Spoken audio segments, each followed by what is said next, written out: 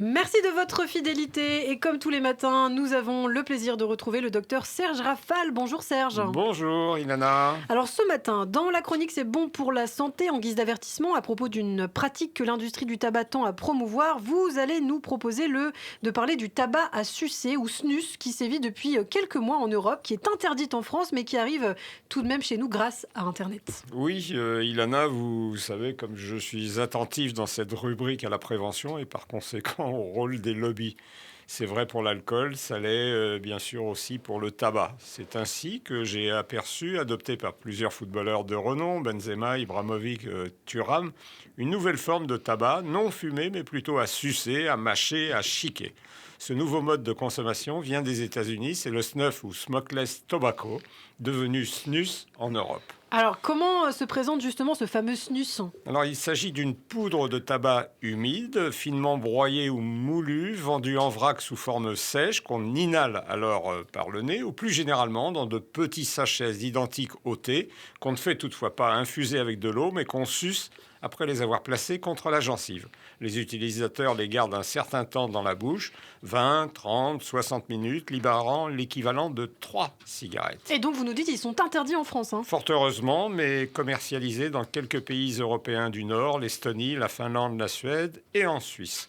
Et profitant d'un vide juridique, puisqu'il ne s'agit ni de feuilles de tabac, ni de vapotage, mais d'une poudre de nicotine, il est possible de s'en procurer sur Internet. Cela nous inquiète en raison de leurs conséquences sur la santé et parce qu'ils peuvent constituer pour les plus jeunes un boulevard d'entrée vers la cigarette et la dépendance. Alors bien sûr on se pose la question, quels sont les risques pour la santé Serge ? Important, outre l'addiction, ce tabac moulu contient de la nicotine et plusieurs dizaines de substances toxiques, dont certaines nitrosamines sont cancérigènes pour la bouche, la langue, la joue, la gencive et le tube digestif. Alors quels sont les effets concrètement de ce fameux snus ? Comme la cigarette, il entraîne un sentiment de bien-être et de plaisir, à l'origine d'ailleurs de la dépendance. Dans le sport, il améliorerait les performances, mais sans les inconvénients de la fumée.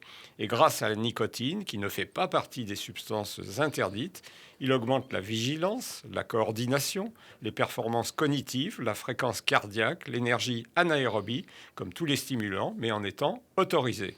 Et comme en outre, il calme la nervosité, augmente la production d'adrénaline, libère des endorphines, on comprend qu'il puisse séduire les sportifs et les autres, même s'il rappelle plutôt les pirates chicans des films de mon enfance, comme Humphrey Bogart ou le cow-boy glamour d'une célèbre marque de cigarettes américaine. Alors qu'est-ce qu'on peut dire en conclusion Serge ? Article 1, le tabac est un poison. Article 2, tant pis, nous dit Sacha Guitry. Tout doit pourtant être fait pour éviter l'entrée dans la dépendance au tabac, responsable, souvenons-nous, de près de 75 000 décès par an. Je regrette presque d'avoir consacré cette rubrique et fait de la pub à son nouveau mode de consommation, que bien entendu, je réprouve à tout point de vue. Mais il faut bien sûr en parler, et en parler ne veut pas dire approuver, bien entendu. Merci beaucoup Serge Rafal, le docteur de Radiologie, qu'on retrouvera demain. À demain Serge.